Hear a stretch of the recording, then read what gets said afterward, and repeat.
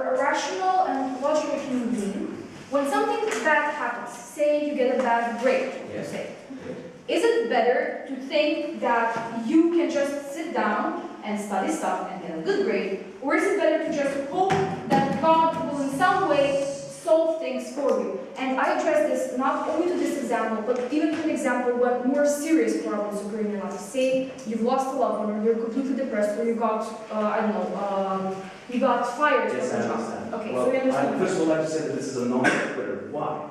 First of all, yes, I myself and my team would agree that eventually it would be the most perfect example that people sit down and rationally solve everything. However, seeing as 2.2 billion people identify as Christians who believe in a God, and 1.5 billion people identify as people who are Muslims and so on and so forth, we have many people right now who cannot do that. If you look at the statistics, you see that people, yes, who are religious or who are deistic, not necessarily religious, believe in some sort of God, they can sit down, yes, they do rationally look at things. However, at the end of the day, it's not that they think that God will magically solve everything. It's that they think that behind this rationality, there is... They need God's help? No, not necessarily God's help. They need the idea that at the end of the day, there is something more that will eventually provide hope and motivation. They don't need God for them to fix everything using magic, but they need to know that there might be something out there which says, it's okay, it doesn't matter what happened,